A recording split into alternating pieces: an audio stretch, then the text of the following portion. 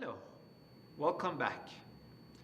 So today we will be starting a new chapter when we build our toolbox for analyzing the behavior of dynamical systems. So just to recap where we are, what we're doing. So we have so far looked at these relatively simple dynamical systems. So we have, first of all, looked at how we can develop mathematical models for such mechanical systems. And by mathematical model, we mean writing the governing equations of motion in terms of differential equations. And for the purpose of this course, those differential equations were linear time invariant differential equations. And we looked at a couple of cases, relatively simple, first order and second order systems. We looked at the natural response of the system, the response due to the initial conditions, and also forced response of the system because of some input. And we have looked at, again, relatively simple inputs of either impulse or a step response, and we saw how these systems behave under these forced conditions. But as you can imagine, the real physical systems that we work with are often more complex than that. And although it is still possible to use many of the arguments and methods we have used so far to try to tackle those problems and try to find the response of more complex systems, it usually becomes really cumbersome and sometimes even difficult or impractical to do those calculations by hand. We need to come up with more advanced tools that can handle these complex behaviors. So a couple of examples, very abstract examples here that what we might be dealing with. So for instance, in one case, I have a very simple model of a car suspension, and I want to know if I give it some complex shaped input, as for instance, a rough road, how the body moves, for instance, when I want to design the suspension. Or this is another abstract example, when I have a complex system such as a robot, I like to know how the output, the end effector motion, depends on the kind of inputs I provide to the motors of the robot. So this is kind of a starting point to where we will be discussing today, and specifically the topic of transfer functions. But maybe let me begin this topic by presenting one of these somewhat complex examples that I mentioned. So here's my example, and so far for the specific reason of avoiding this complexity, we skip these kind of examples. So let's see how it looks like. I have, again, the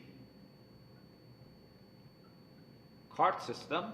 So I have this cart of mass m. I have one spring, but let's make it a little more complex. And it's fine. No. And instead of having just one damper that we usually have, let's have another spring and damper in series. And I may have some input P. So the goal here is to find the response or the motion of this mass m given the force P. So what we can do, well, first of all, we need to define the mathematical model governing this system.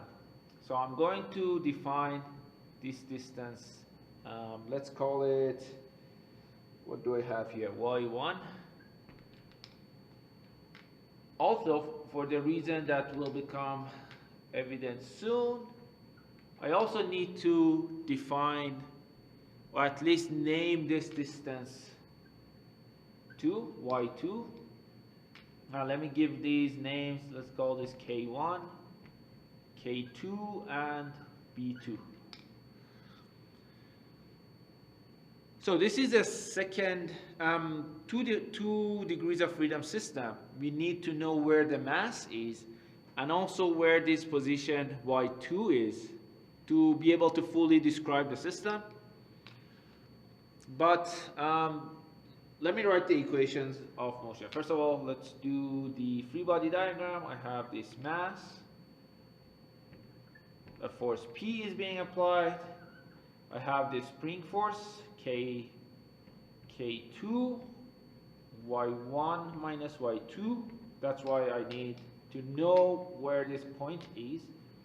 And also I have this other one, K1, y1. And I can write or draw the free body diagram of this particular point. It's massless, but nonetheless I can do that. So this is a massless point. Massless. On one side it is being pulled by the spring K2, the opposite but equal force as this one, so it's K2, opposite direction, y1 minus y2. I'm missing a 1 here. And on the other side I have the damping, B2, y.2.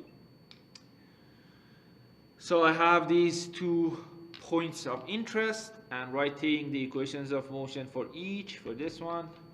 So I have m, not x, y, I call this y1, y1 double dot, equals p is in positive direction, so I'm implicitly assuming positive is to the right, and the other 2 forces are to the left, so minus k1 y1 minus k2 y1 minus y2.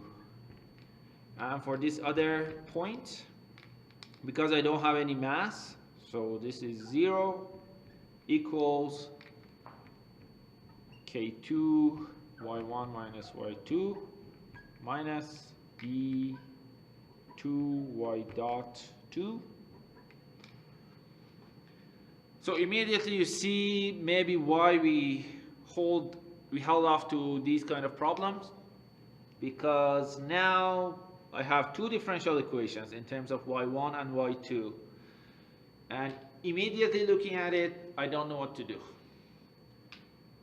But Laplace transform is also very useful here. So I have this set of differential equations. I can take Laplace transform of both of them. Let's start here. If I take Laplace transform, and for now assume all the initial conditions are 0. So system starts from complete rest. So I have K2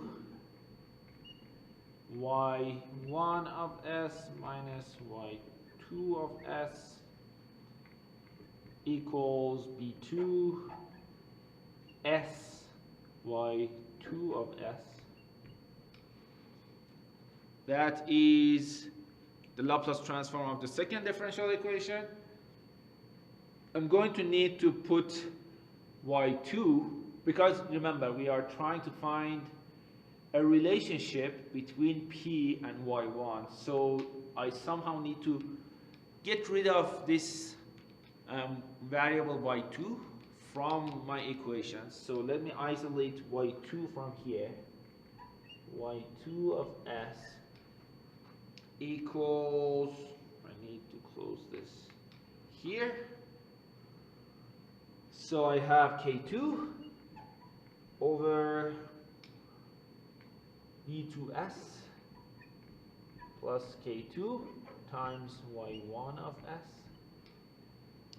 So this is useful.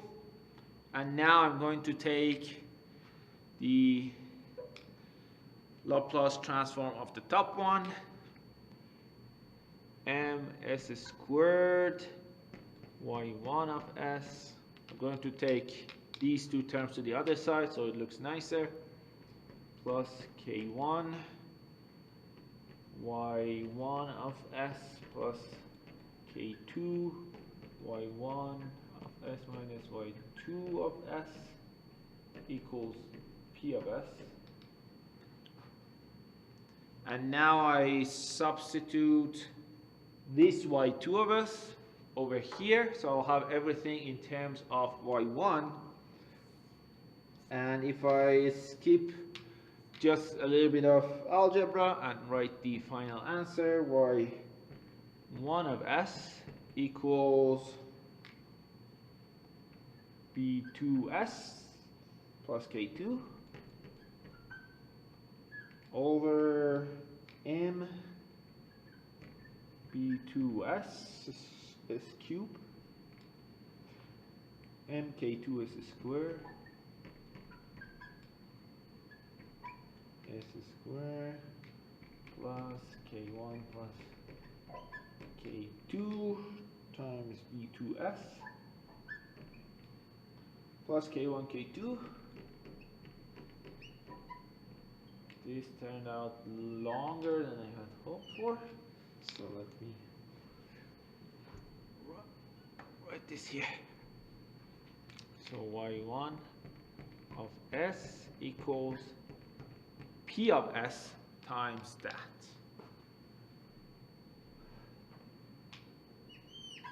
Like that.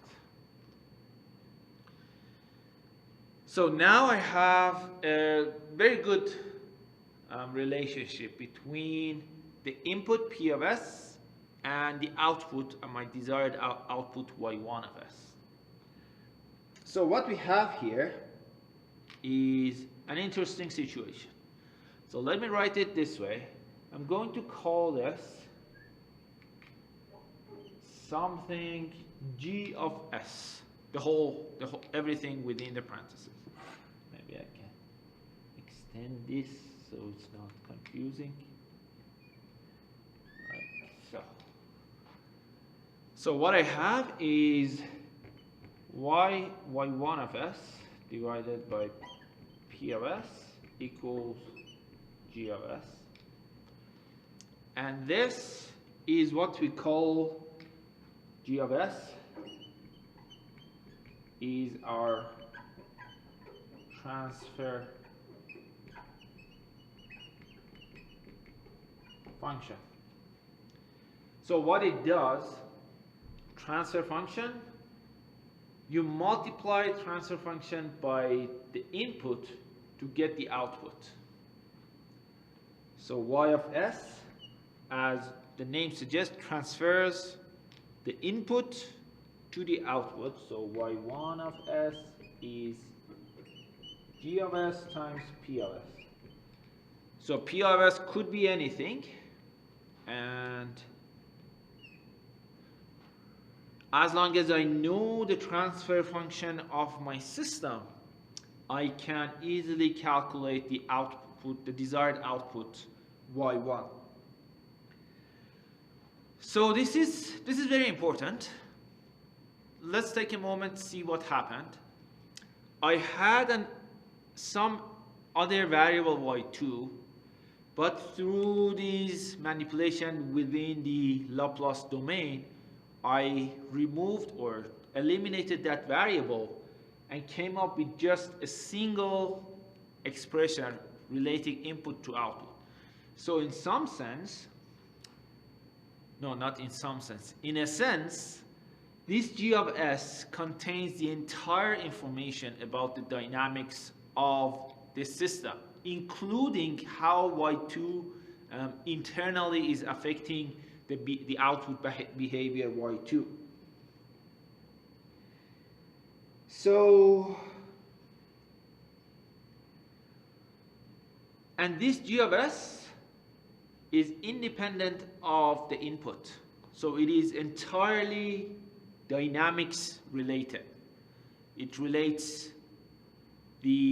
whatever you have input, you can pass it through this transfer function of the system to get the output. And it is, again, very powerful tool because when we have the transfer function of the system, we will discuss that a bit later, of how we can actually find the transfer function of a complex system. When we have that, then my output, y of t, is just going to be inverse Laplace of g of s, p of s. So if I know this, and I know the Laplace transform of my whatever input, I can fairly easily calculate the output of the system. So that is a good introduction into the concept of transfer function. Let me clean up the board, and I will start again with a formal definition of what a transfer function is. So let's now assume I have a system, a very complex system, described by this completely general purpose differential equation. It is of nth order. So this raising to power in parentheses means the nth time derivative. So this nth order differential equation, I have the output variable y, and it is related to the input variable x. And it is important to consider all initial conditions are 0. So transfer function only describes the input-output relationship without taking into account or including the effects of initial condition on the output. So if I want to solve this, because initial conditions are 0, I can take Laplace transform of the whole equation, and this one will become an s to the power n times y of s. And the rest of them similarly will have the same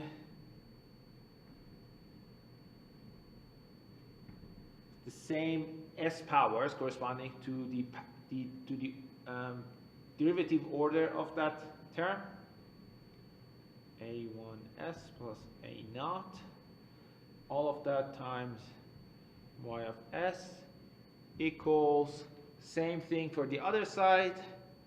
I'll have bm s to the power m plus dot dot dot to b1s a1 s, this is x dot, this is x, b1s plus b naught, oops, x of s. And then I can rearrange, so y of s over x of s equals this over that, or that over this, so bm sm plus dot dot dot b1s plus b naught divided by an sn plus dot dot dot a1s plus a naught. And this is what we call the transfer function. So let me write it down here. Transfer function g of s is defined as the Laplace of output divided by Laplace of input. And for this general differential equation, it is that bmsm plus dot dot dot to b naught an sn plus dot dot dot to an. So this is what we define as the transfer function. Essentially, we are taking the Laplace of output to the Laplace of input. Let me write it down. I wish I could move this. Let's do this. So this is transfer function definition.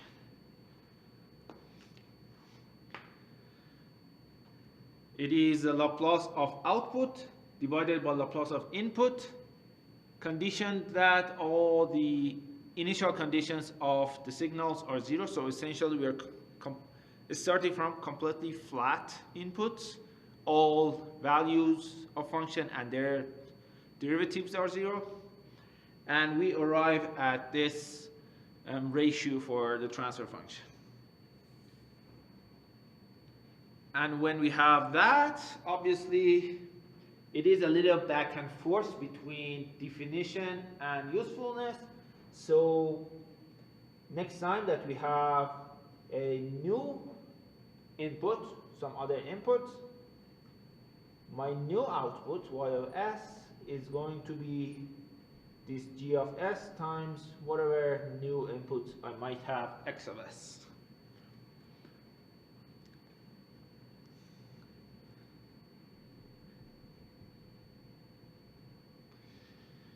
So that is what we call a transfer function.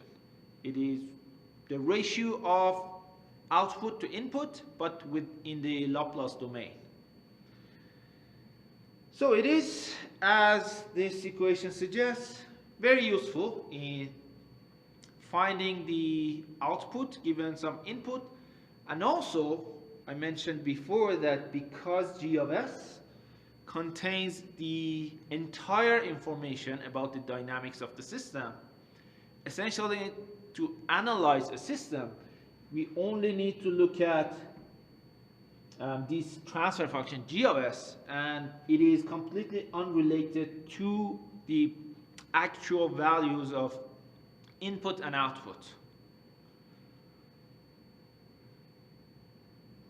So in some sense, transfer function is condition agnostic. It exists there for the system regardless of what you put into the system. So what I have left is just a few more comments, some comments. So in the rest of maybe 3-4 lectures, we will consider in more detail how we can use g of s and really what are its powers. But for now, let's stick with just a few comments and mention them and move on. First one is transfer function is what you can say is physics agnostic, physics or system agnostic. And by this, I mean that two completely different systems, one of them could be a mechanical system, the other one could be an electrical or even a non-physical system, and some kind of economical model of, I don't know, an interest rate or something like that.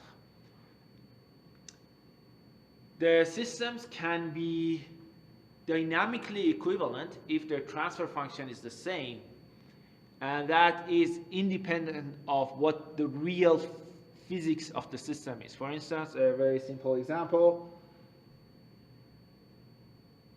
this system that we have worked with many times before, this system is completely dynamically equivalent to an electrical circuit of an LRC circuit. So in a sense, doesn't matter really you're talking about this one, an electrical system or a mechanical system, their dynamics described by the transfer function is completely equivalent. Everything you say about this applies to that and vice versa. The next one is that transfer function can only be defined for the linear time invariant systems.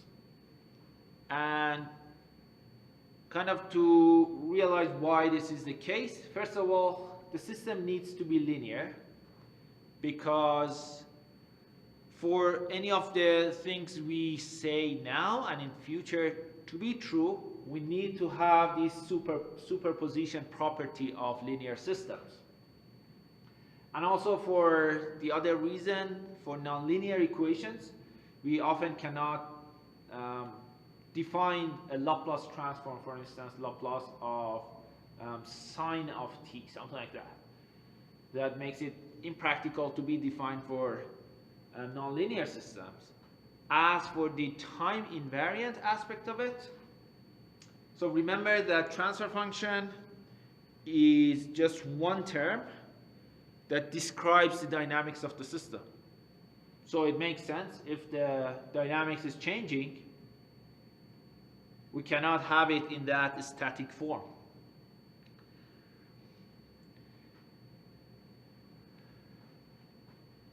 The other one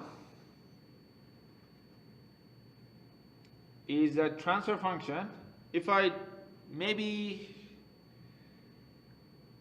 I'm going to write it some BMSM plus dot dot dot B A, no, that was A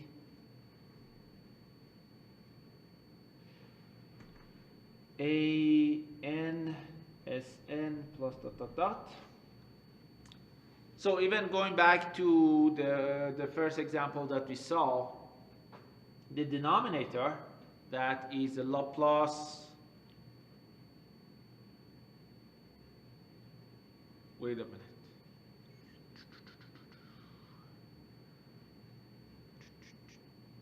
yes, so the denominator is essentially the dependence of my output signal y, dependence of output on its own time history.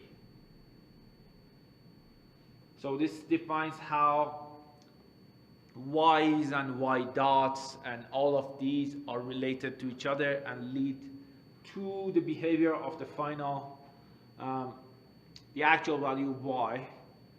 And the numerator is the dependence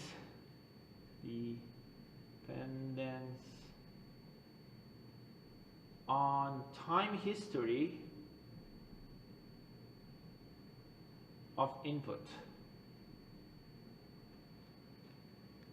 So if you remember, usually in the simple systems such as this one that we were working with, usually the numerator is 1, that is the relationship between the input force, just shows transparently on the numerator.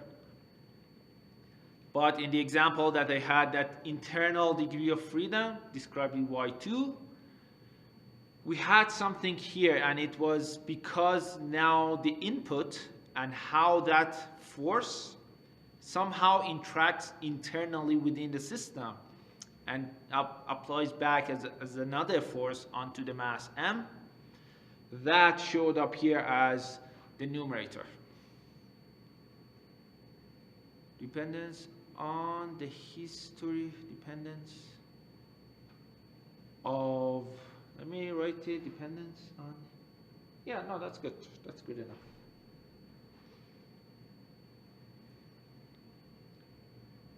And the last point, last comment, which is probably the most useful one, is let's go back to here. How we can experimentally try to find the transfer function of a system. So remember that if my input x of t equals the impulse, then my x of s equals 1. So the Laplace transform of delta is 1. And if I do this and use that formula to find the output, my y of s equals g of s times 1, or y of s equals g of s. In other words, g of s is the Laplace of whatever impulse response of the system is. So what I can do is take the system, I don't know, any system, for instance this one, and strike it with a hammer. That kind of approximate my delta, and I can see how the mass behaves, record that signal, take the Laplace transform of that, and that gives me the transfer function of the system from the input to the output. Well, there are a few maybe nuances here. One is that a true impulse response is not physical.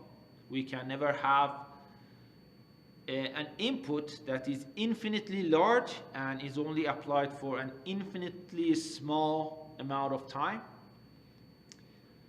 Striking with a hammer is often a close approximation, but it's not exactly what an impulse is. Some other way, now that we are on this topic, we can experimentally, with more practical way to find a transfer function is as follows. So what we can do, we can excite the system with some known input. So I can provide, I don't know, a combination of sinusoids and cosine functions. I can easily find what is the Laplace of input, and then record my output, y.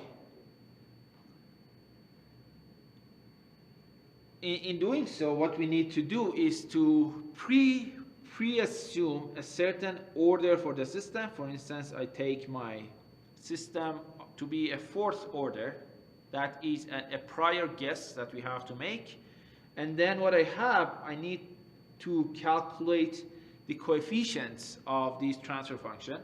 So I supply the system with the input, I record the output, both of them in time domain, and then adjust the parameters, for instance using some parameter identification algorithm, to find these A's and B's such that my modeled output coming out of this relationship is as close as possible to the measured output.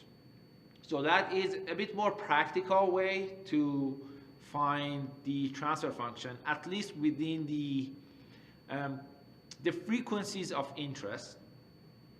If my input contains entire spectrum from 0 to infinity of all frequencies, that should also give me the exact, that should give me enough information to find the exact transfer function g of s. And maybe the last side note is that this delta is a function that contains all possible frequencies with the same, with equal powers. So that is this delta. So that's why in theory we can do this. All right, so that's all I have for now. So for now we have covered the basics of what a transfer function is, and we have just started to get introduced to the concept. In the next few lectures we will see how we can use this concept of transfer function to do a lot more in analyzing the dynamics of real or different systems. So until then.